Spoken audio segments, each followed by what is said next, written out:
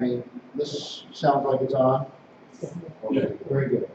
So, about technology and electoral democracy, and I myself,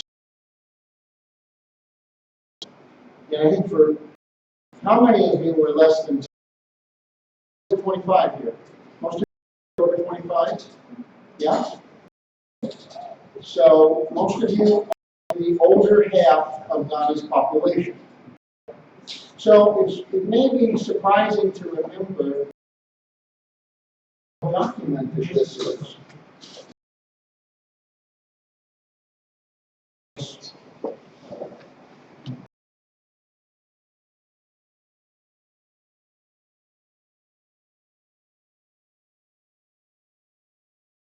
His rule by setting up elections and term limits. The very term limit that Paul Kagame in Rwanda has abolished, and Museveni in Uganda abolished, and Paul Biya in Cameroon abolished, Jerry Rawlings set up 2-term limits. So in 2000, he, in a characteristic way, because he was a very straightforward, said he wasn't going to run for president, and he had a hand-picked person who was Professor Atta Mills, who was running. It's clear Atta Mills is going to lose. Jerry Rawlings, with the help of a man who's currently president, John Mahama, had liberalized radio in the country. He had allowed more free radio, private radio stations.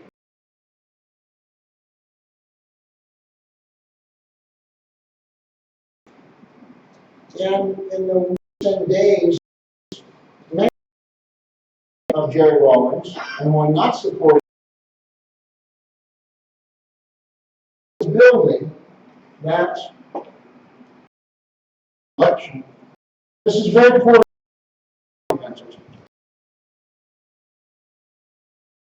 Interest in history. There's almost no documentation, no narratives, nothing. Jerry Rawlings, for instance, has never had a documentary made about him. There's really never been a book about Jerry Rawlings done by a scholar with footnotes, with research. And this is in a country of, what, 30 million people? Hundreds of academic scholars? So, I don't. The British ambassador, of European ambassador, say to President Rawlings in these last days before the election, you said you wanted to preserve your legacy. You said you wanted to create electoral democracy. Don't back. And Rawlings is undecided. And, of course, we know what happens, right? The elections go forward. Atta Mills is crushed. John Kufuor, who is a great man, but does, on the campaign trail, a good imitation of a wooden statue. I mean, he looks great, but if he wasn't breathing, you might not know he was moving. So he was posing a big Ashanti. And what his was, and there's a term in the Ashanti language. If I don't move, and proof that immovable object, but he had a presence. So did Jerry Rawlings. Kufuor takes office. Of course, this vindicates the freedom of the press and radio. And there's an excellent article and the changes in Ghana. I like it when I'm surrounded by Ghanaians there. A nightclub with my beloved here. My wife's from Nigeria, and she used to tolerate my dancing. I think is the best way to put it. I tried to do a form of dancing that made me. I'm out on the dance floor, but I have a special I'm at Chester's, and you know we like the lawyer that ran Chester. That's as close as he could get.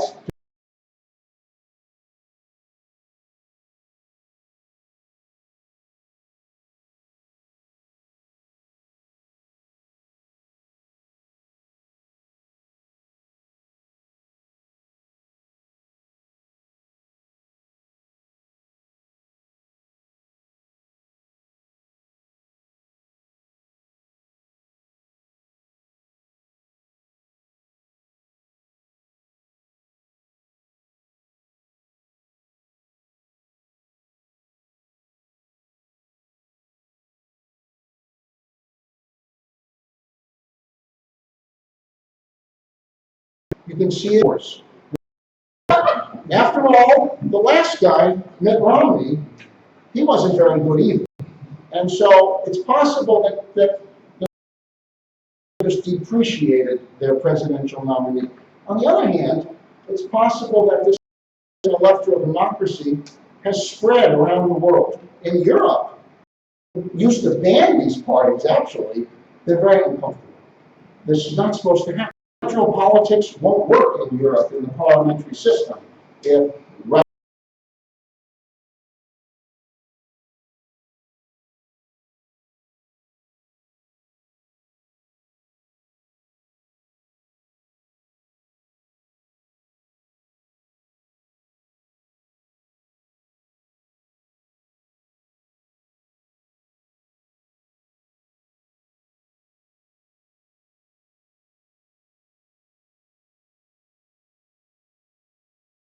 about polarization and trivialization of the political process.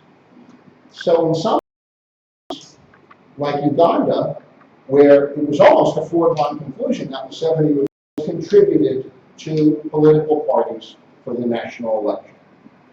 I mean, that would have been a lot of money in the United States 10 or 15 years ago.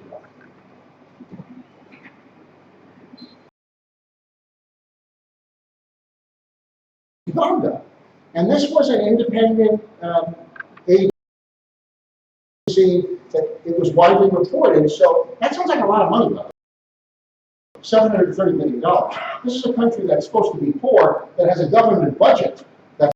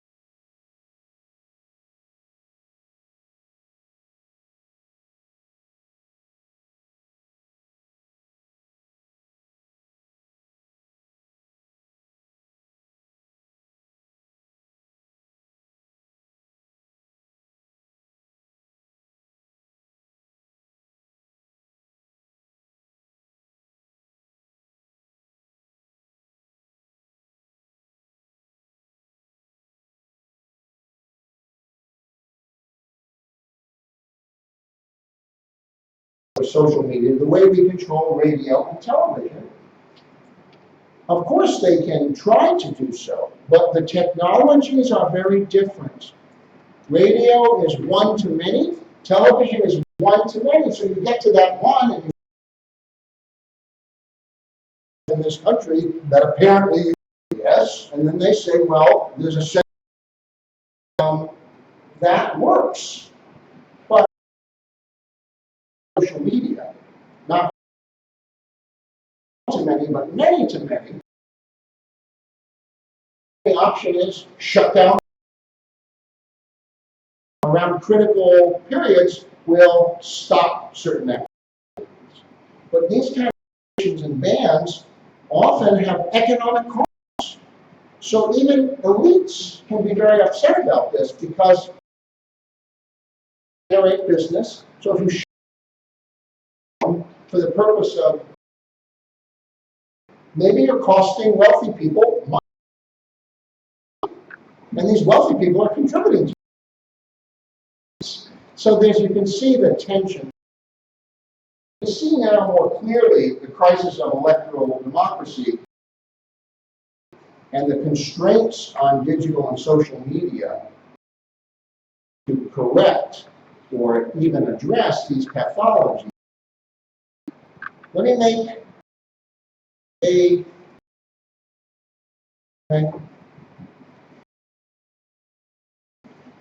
because I think there is some room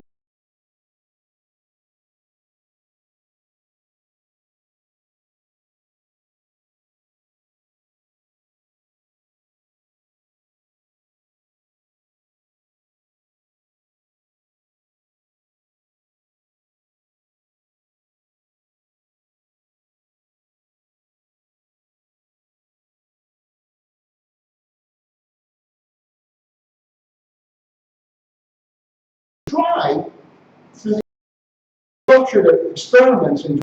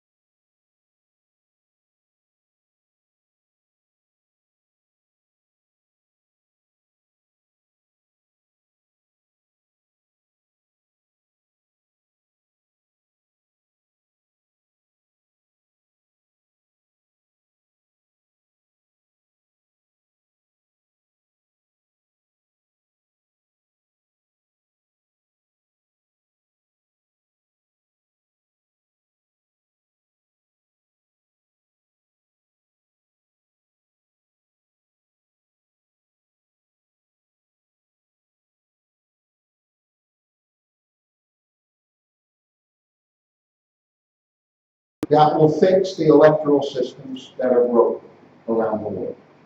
And that includes social media. It won't fix it.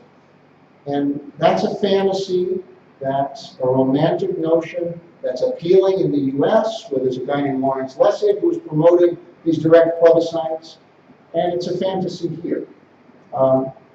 Technology is not a panacea. Well, with that said, the very same digital technologies and social media can have differing effects in different places. So it's also very difficult to say, well, this is happening in Germany, so if we try it here, this will happen. That's tricky. Often, the conditions are too different. One thing to help us get a grip on this might be to look, and I probably should have up, but 2x2 matrix is 4 boxes, okay? One box is strong government or strong states. We might think of China or Ethiopia as a strong state. Another box is weak state. And there I think we might think of the US as a weak state. It projects strength internationally, but within its own country. For instance, we just had a group of right-wing nuts take over a federal park, and they wouldn't leave, and we just said, fine. Finally, after weeks, we came in, and one of the occupiers, these were all white people, also known as yahoos, one of them and the FBI, because what you do when you're in law enforcement and someone who's coddling these guys. So, a weak state. If you allow whatever they want, weak state laws over guns, that 2 people a week in the United States are being murdered, 2 with guns, by, fill in the blank, children under the age of 2. Okay? That means 100 people are being killed a year, usually children, by other children who are under the age of 2. Are you getting me? In a country like Germany, it would take possibly 100 years for even one kid under 2 to kill somebody. And so that's what a weak state is. So there's strong states, and there's weak states, and then there's strong civil societies and weak civil societies. You've got to decide where God falls in this. Is Ghana a weak state with a weak civil society? Is it a strong state with a weak civil society? But it may be that by using this matrix, pinpointing where your society fits on it, you might then look at social media in that. Social media has had a strong civil society because social media is a mobilizing tool for the private sector, for NGOs, civil society, and if government is not impeding social media and the civil society actors, they get a lot accomplished. And so I think this is one way of framing how, in your context, you can look at how digital media, social media interacts with other factors. Okay? Well, I've talked enough. I really appreciate, first, the turnout. I was actually in the other room, and I thought we were doing it in there. It's a nice little place. There's an air conditioner in there. Kwame gave me a drink. I'm sitting down. Actually, some nice people were there. I thought, hey, it's a small turnout, but we'll do it. I like the guy. And then, like, right at the last minute, when I'm just about to begin, he says, this is not the room. And he took me in here. And so this is really like a very serious crowd, and I'm very grateful for the chance. I am always having an affection for Accra because, you know, I'm a softie. I fell in love here, and I still haven't fallen out of love. And I just want to introduce my wife, and I hope this is understood by the men. I would never marry a Ghanaian woman. I would never take one of your women.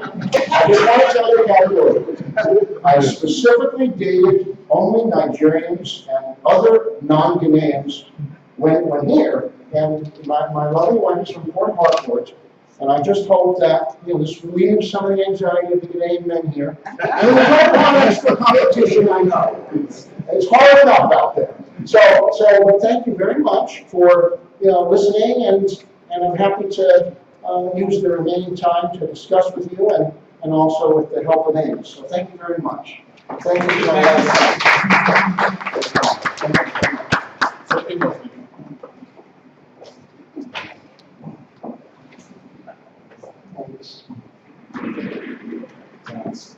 Thanks, Gregg.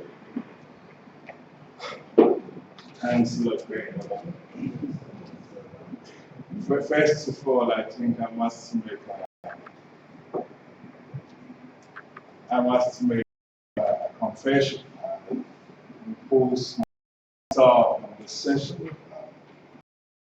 Higher civilization of happened to Accra as far as possible. So we were in Takoradi in the second. I'll show you like this is higher civilization. I agree. Sons of transport. Oh, we are shocked too at the cost of But not a little well. Better than the money as well. But I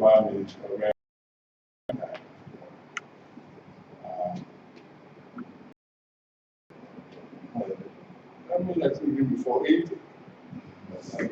I before 1980. to run the program on this is Ghana, the technology is on the way.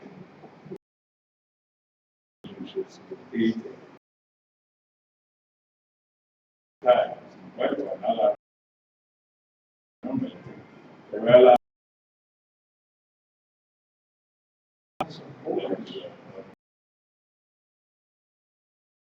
15 years. Point of fact, I'm going to work in the well, another value where our successful the trade. Also, I have very selfish reasons for myself. I work as a stand-up. I hope, I mean, I'm sure you see one in the memorandum of understanding.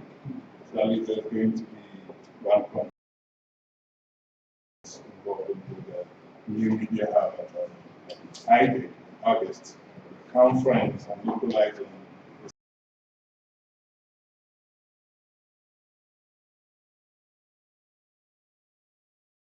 the Rollins Society. But if you look at it from the academic side, a lot has been written. Quite a lot has been written. Maybe not as a biography of Rollins, but I'm interested in the points he made about 10 limits. Rollins was a very reluctant convert to the focus of the but very recently, I think it's a month ago, Rollins said, actually, well, after, he had a plan for coming back.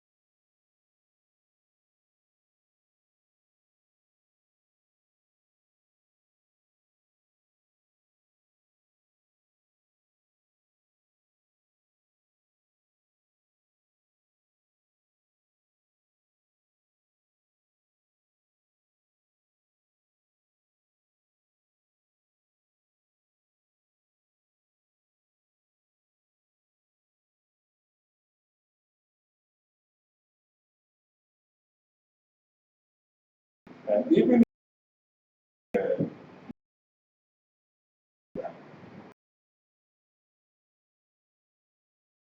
thinking aloud, social media, even statements that the social media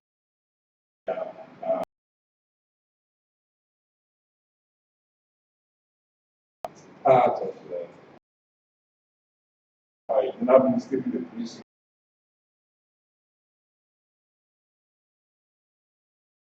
this is consultation. In any case, I mean, the supervisor for my PhD is one of the leaders in the world in Uganda, and I know several Ugandan people. Ghana is not Uganda. Ghana is not Uganda. I mean, what happened in Uganda structurally is very unlikely to happen in Ghana. I like the point you're making about there is democracy. Unfortunately, I think in Ghana is very, very far removed. In point of fact, I've always argued that there is no local government in Ghana. There is no local government in Ghana. I mean, you can have local government with a big L and a big G, but there are certain universal standards for actually having a proper local government. So even if you don't have the basis, and I'm not going to, I mean, bring the argument too much, but even if you don't have the basis of local government, then I mean, the ideas you have about direct democracy are very interesting. I must say that, I mean, only about 3 days ago, I put on the web a clip by one of the leading African political scientists, Ibrahim of Nigeria, just before the 2012 election.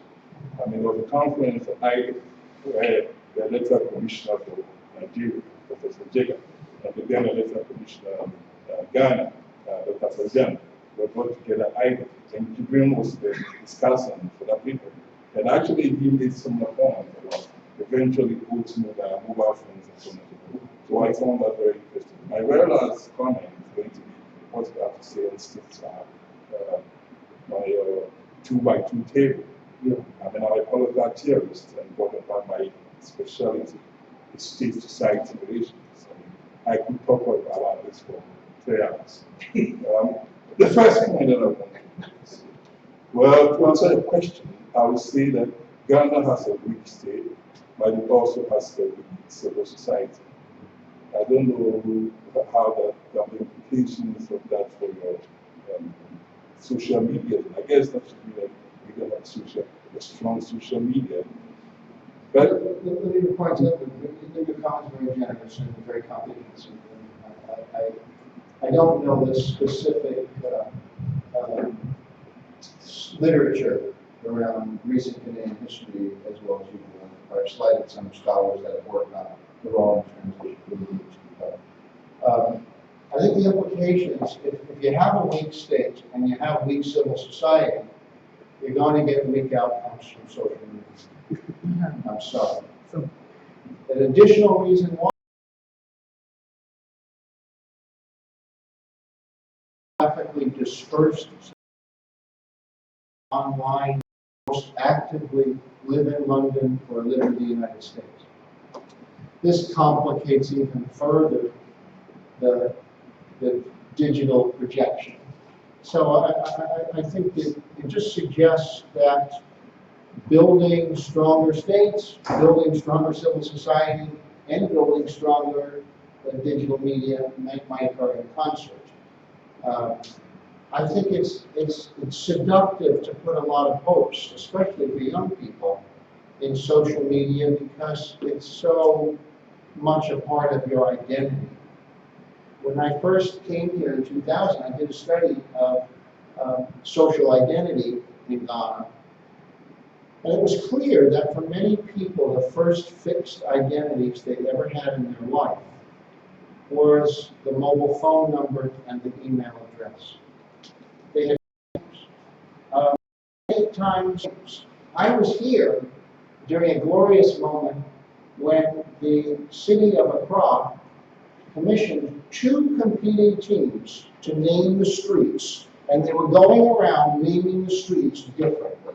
And there was a giant fight to get them to realize that, you know, the streets can only have one name. You can't have. So the one thing that, in terms of your consciousness as young people, it's greatly transformed. When I was coming to Ghana in 2000, it was common to see many ads in the newspaper. Here's a picture of somebody.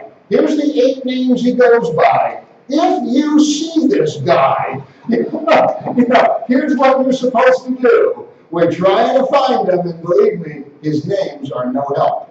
You don't see that much anymore because now you've acculturated into fixed ideas very easily. And you might say that you couldn't develop a personal reputation.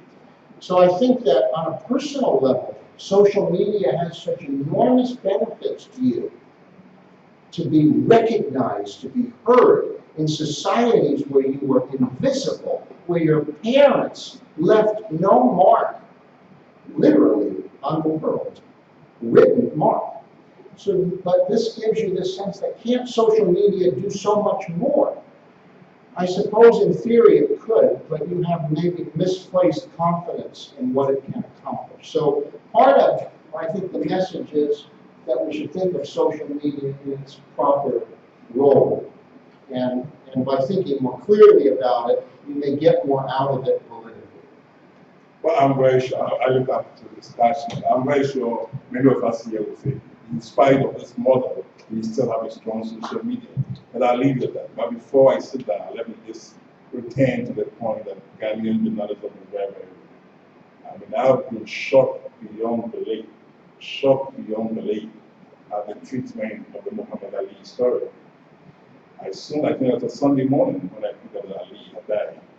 And immediately, I wrote my usual consequential on how important Ghana is to Ali, how important the reportage of the Daily Graphic, for instance, was to the Ali story.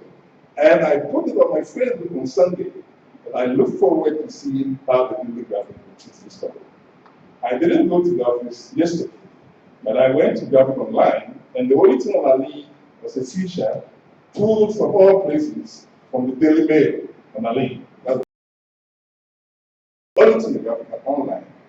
I got to the graphic. I literally turned the there was absolutely no mention. I mean, this is.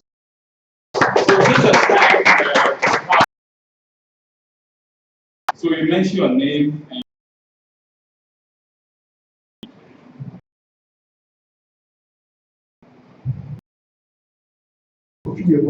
It's my name. Mr. Pascal. Yeah, exactly. Yeah, exactly. You made mention of the Ghanaian. You talk about the history of Ghana from the perspective of hearing some of them, and it depends on the people you meet in them. So I won't waste my time there. But a lot of to show that when it came to the point of changing from military to politics, there were a lot. And it was not only Ronnie Salome who was in place, there were others who were behind. Therefore, when it came to the point that there's a need to go, that the time has come to go. So there was nothing like him alone saying he was going to stay. It comes down to the issue of social media. When in 1997, I was in Leeds and the idea of new media came. There was nothing there, so there was not something like new. So, and I wrote a paper that the social media cannot influence anybody because it's one-on-one. And I still maintain it. Because if you put something on the Penplusbytes and I don't go there, I don't see it. Unless Kwame sent me a mail yesterday that this is coming on. I was to travel outside. I said, no, this is important, I'm coming. But in the other ones, TV, somebody watches and he's telling you. So it's one-on-one. And that is where the content is important. And here I would like to ask those involved, Kwame, all of you, that if we don't get the content well, people will be misled. So graphic that you are complaining, those there now, only about maybe 2 who might have knowledge about Ali. So instead of building the dossier down, The younger ones. when the graphics, you read it, that's the issue. That you have the dossier down. They are in the books. Do they read? The answer is no. And they want to Google. When you Google, what do you get? You get what the new ones are putting there. So in effect, all I want to find out from you is that what do you do to change the content to reflect on the reality? Yeah. Because the people don't know. So if they don't know, what do you expect them to do? This is, and tell me who you are. Again, you're a professor or I am Osu Ako Adjei. I was the lead investigative journalist in graphic. I'm an IT expert. I design and do almost everything that is involved in ICT from scratch to the end, website, everything. but currently I you're write. on the ground. No, I'm not there. I left 2000. I write, I talk, I do all in one. You know, one really good point is that in many European, North American countries, there's a vast amount of hard data about your society, whether it's government data about the census. In the US, for instance, every single property transaction is a public record. There's a website called Zillow, in which any of you right now, if I gave you my address, could go onto this site and view my house in California, find out how much taxes I pay, and find out the value of the house. That's right. So it's true that when you have this level of what we might think of as hard data, raw data, uninterpreted data, you can learn a lot more.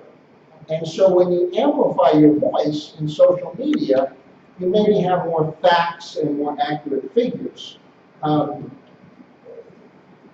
Divorces. Most divorces in the US are public record.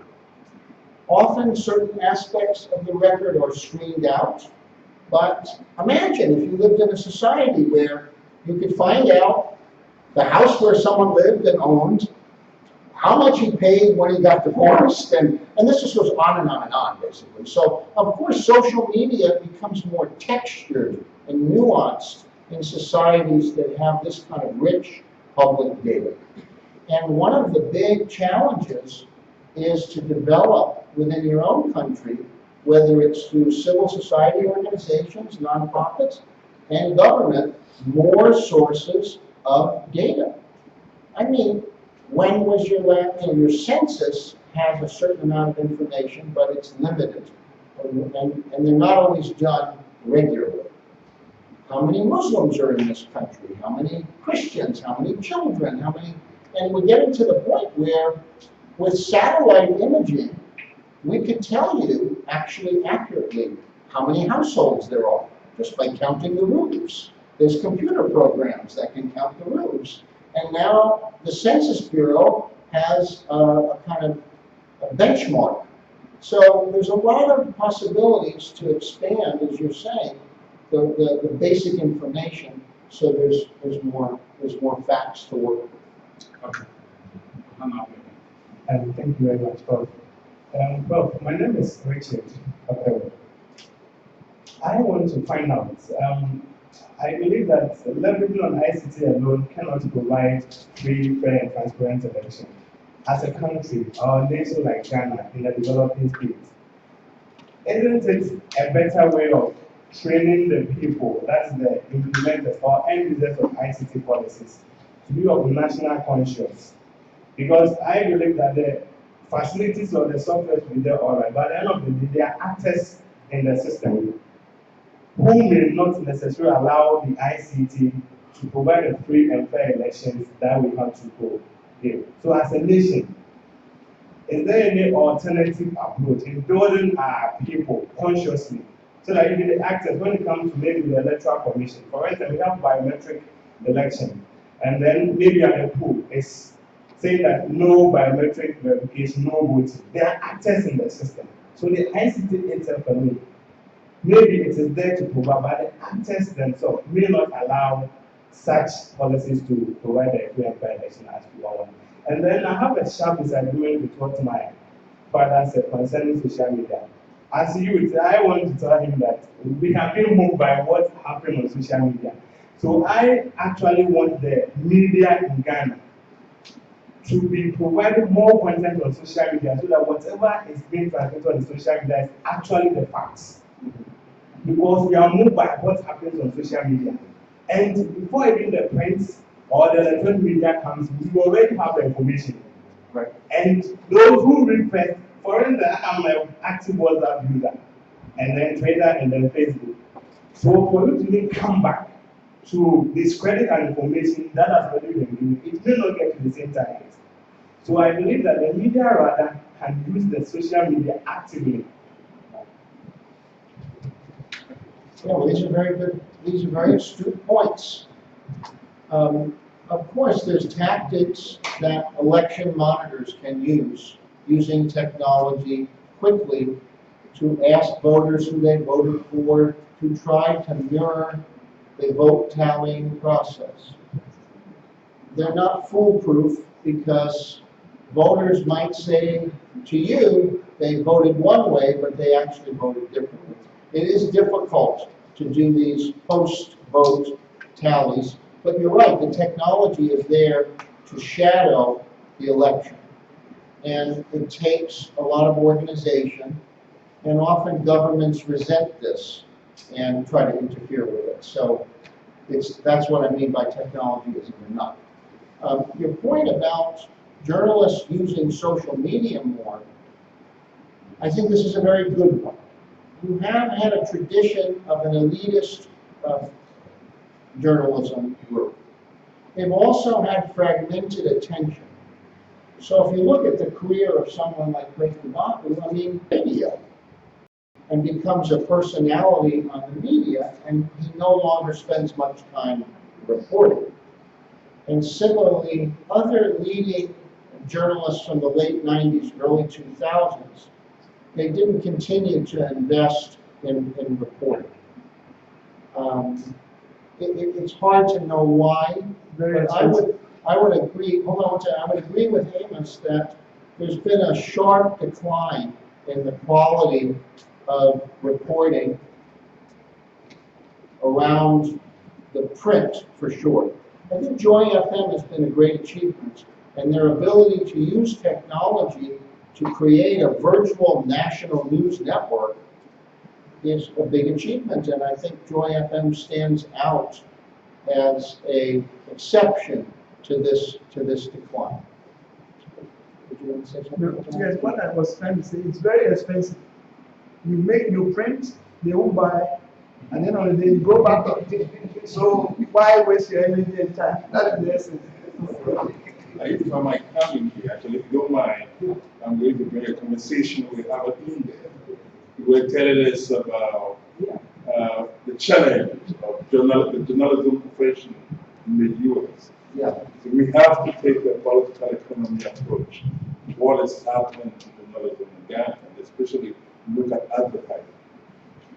The graphic, I would imagine, maybe has about 70%, maybe even more, on advertising. Now, the other thing is, it's very, very easy to do outdoor advertising. I mean, a long time ago, I published an article in Accra Daily Mail as vendors. Accra is the global capital of the world. It's, I mean, it's very Are you going out of your way to be popular in this? Pardon? Are you going out of your way to be popular? Well, remember, I mean, the point is, it's actually a civilizational challenge. Yeah. Because, I mean, like there's a very big cell phone company, for instance. When they were coming to this country, now they advertised about the newspaper, but when they were coming to this country, what they did was to put girls all around the system. There's a major television company now. They started this tradition of painting on walls. That's how they launched to this country. Now, in any civilized country, if you are coming to launch a free-to-air broadcast television station, a big chunk of the budget will be advertising. And a lot of that advertising is going to go into the newspaper. So I mean that we should have to, all that we're very critical about the standards of journalism here, that also reasons We have no answer. Yeah, in 2012, the elections, really, social media played a part in getting young Ghanaians to actually register to vote. I think that's an important thing to talk about. Whereas I think we need to expand on that concept with people understanding what issues are to vote on. I think it's important that we use social media to get the word out on exercising the right to vote. And that was done by Ghana Decides. And I believe they're doing it again. And I think that's important to give that, that acknowledgement of young people getting into the election by getting other young people to make a decision, to exercise their right to have a say. And that's important. I think as we go forward with the election project, I would like to see that our young people understand what they're voting for. The issues, to me, are not there yet. Out of all the 30 parties that we have registered in Ghana, I have 30 parties. We only have 2 that actually say something, but there are 30 parties registered. Who are they? What are they trying to say? And why is it that we hear about them? Why are we just sitting here talking about 2 parties when there are 30 registered? And how did they get registered? And why are they registered? What do they stand for? Is that something that I can get a hold of? Yeah. There's no information on that, and I think social media plays a good part in really helping us understand the landscape of the election here. Thank you very much. I'll take two more. Thank you, Kwame. My name is Franklin Ojo. I work with the Center for Democratic Development, and I also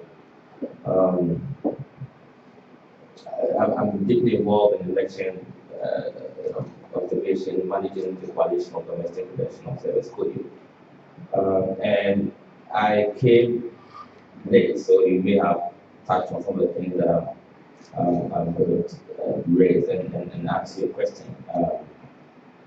First of all, having been involved in elections from 2000 with Kodibo, and 2004, and then 2008 and 12 when we started leveraging on ICT by way of taxing our deployed observers to transmit,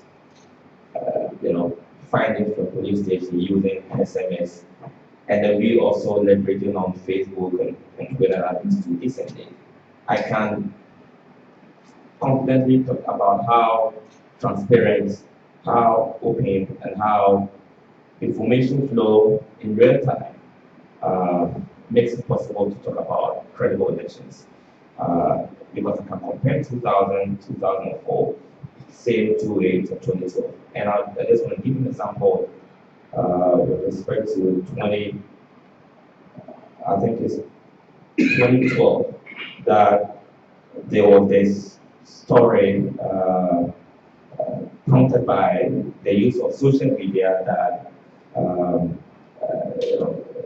this IT group, STL based in Jolu, were manufacturing results. Well, I just want to make a point that I said there was that rumor, and that led to the opposition NPP supporters moving. I just want to say that it was the same platform, social media, that helped to dispel that kind of rumor in terms of the speed that Obasanjo and Co went there and came out to say that there was nothing in it. The point here is that if it were 2000 or 2004, that kind of speed of information may not necessarily have traveled countrywide and would have led to some. So I think it does. And that's why I'm worried. And I beg to differ with from Dr. Ajumedo, who incidentally was my professor in the early 90s, Introduction to Politics, Political Science Department. That the statement by the IDP, for me as an observer, is serious for me, because if that happens, then we may be having problems with the kind of credible, free and fair election. What kind of information that and so in your experience, and this is my question, is there a way that groups like us, even if that threat is carried out in November, that we can still use some form of ICT to do our work?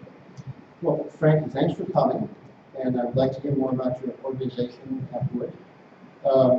One thing I did say at the start is that the machinery of elections in many countries is flawed, and it's probably flawed in your country too, and digital technology can help improve the machinery of elections, and you gave some good examples of how it does. And most definitely, technically, the machinery of elections, which is how they run, how votes are tallied, they are really subject to engineered improvements. So I agree with you, but the problem is also, when you engineer those improvements, do you get different outcomes in the election? That's a separate, I'm just saying I wanted to separate those. But most definitely, I do think that, public officials should not, it's not advisable for them to muse about suspending people's rights. You can't have a thought experiment in public about doing things that you know, hey, you might not do. So this isn't good use of a public official's time. I mean, so it does seem like anybody musing about suspending some activity that's normally done, like social media or using the internet, might be trying to say that, you know, if you guys don't behave yourselves, I might do this, but if you behave yourself, and because one of the things about Ghana, Ghanaians want to be good. Very few Ghanaians want to be bad. And so maybe this was a form of subtle intimidation. So I can see why you would find it wrong or at least objectionable to you. And if other government officials follow it up and say they want to do it, I mean, I think that in the certain legal systems that are more US based, you can preemptively seek redress in courts. In your system, I don't know if that's possible. If it's the British system, usually it's not possible. Expressing your objections to it, because Ghana has an enviable position in West Africa, and Amos is absolutely right.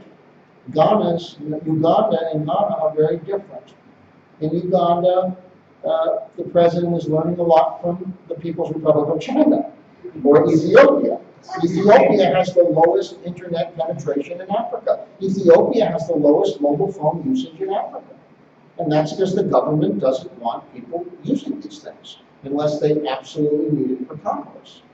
Similarly, in China, the level of surveillance is very high. So, you know, I think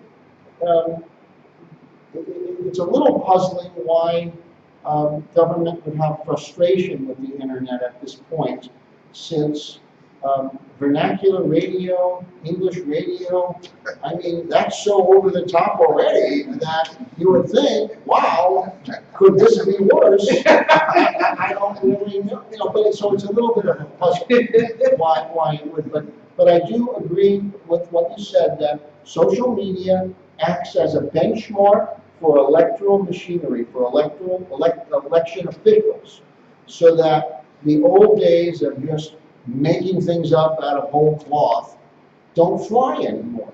They have to be reasonably accurate now. And I think that's a testimony to what social media and mobile phones and just calculating things more quickly through computers has done, and that's a big advance. But that may mean that the autocratic forces or the reactionary forces simply shift their efforts to another locale, another domain. And unfortunately, you know, that can happen too. So that election machinery may not matter as much if the government realizes that they can't control it anymore and they want to shift their emphasis somewhere else. But very good points, and thank you for your attention. You're running out of time, so I'll take two more, then we can run. All right. Thank you. My name is Howard. My name is Howard, leaders. And I would like to stress on 2 points. The first point is that Ghanaians are bit by bit becoming more and more politically conscious. They know their rights to vote, and they know the importance of the time to vote. So if people would like to sabotage these rights, it will turn out to be something else in the country. If the IGP is saying he's going to block social media on the day of elections, I do not agree with him. Because I think freedom of speech is the blood of democracy. And for you to say you are really practicing democracy, someone should have his freedom of speech. And then social media is a platform where both the young and old express their views. So if you say you are going to block social media, then I think you do not understand democracy in itself. Democracy is expensive and you have to pay a huge price for it. So you should be able to sacrifice a lot of things for you to get what democracy really entails. And point number 2 is that if we are using ICT to leverage free and fair elections in Ghana, I think the share will of the stakeholders, I'm talking about the EC, is involved. Looking at 2012, for instance, the EC bought something called biometric machines for voting. I think they really knew, I don't know whether they knew or they did not know, that if they do not network the system, you can go here and then register with your thumb on a machine in town, and then you can come to Accra and then do the same thing.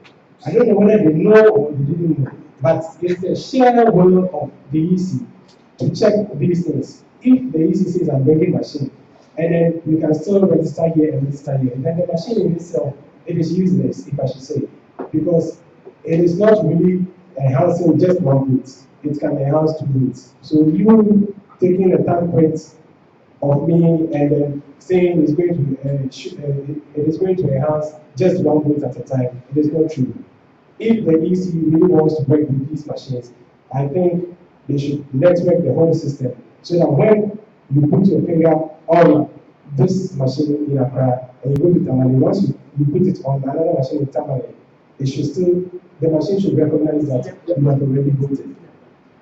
Yeah, well, whether it is networked or not, that's an extremely complex technology that's actually not used in Europe or the United States, for instance.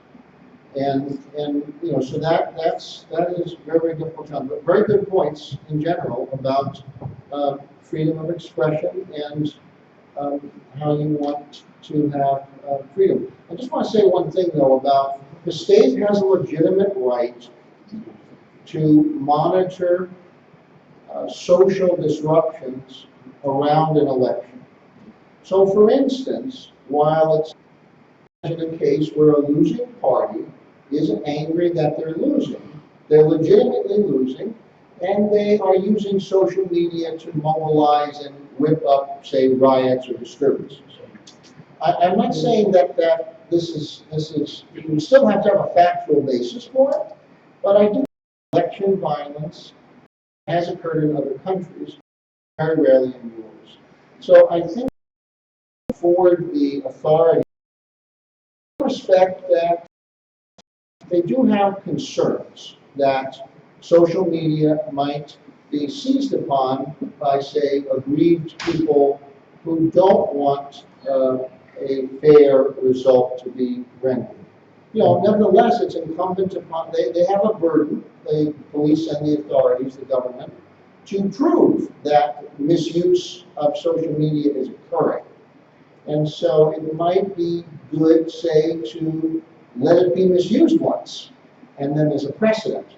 But right now, it doesn't seem like there's any evidence of misuse. But I do think the state has some leeway to ensure that during and after an election, there's not violence and there's not disorder, unusual disorder. So, you know, but within that, your points are still well taken. There's a lot of room for your dissent. On your point of biometrics, did you understand that the biometric voting that occurred was extremely successful? Did you understand that? Did you understand that it was successful? You didn't understand that. Here's why. Usually, in the context of Ghana, the illiteracy rate is high. So people normally would put an X or they would put their thumbprint on a document to certify that they agreed to the document or signed the document. Biometric, using a thumbprint, is pretty much kind of going the technological way of what already is happening, which is using your thumb. Remember in the election before, it was Aseo, if I'm saying it right. Use your thumb and go down, yeah? So it's the same thing, only it's a technological way of handling what's already been done. And apart from the fact that, you know, some of the voting areas, some of the people forgot maybe how to use the technology, had to really be retrained. People didn't actually come with their hands washed properly. you didn't have that much of a problem with the system. It worked. It worked so well that countries looked at it and said, wow, can we do this? But they don't really need to do it because, again, it's not a habit. The habit here is that people use their thumbs for pretty much everything, as far as giving signature, letting people know that they agree with what's happening on the document. That's part of what we call local content. They just use technology to enhance local content. Do you get my point? So on that note, I want to invite Juliet to take over the mic. Wow, what a discussion. Well, thank you so much for coming out tonight. I do hope that some of your questions were answered and that the discussion can go on beyond the four walls that we're in. We're very delighted that you were a part of the discussion, and we're hoping that this will become more frequent and that we will continue to see you in this space that we call the New Media Hub. Thank you very much for coming. Thank you very much, Professor Zachary. Professor Zachary, yes, I put that. And thank you for coming out and helping us out, Dr. Lumego, at such short notice. Carmen, thank you. And for all of you, thank you very much. And there's refreshments outside. So just please carry on the conversation. Thank you very much. Thank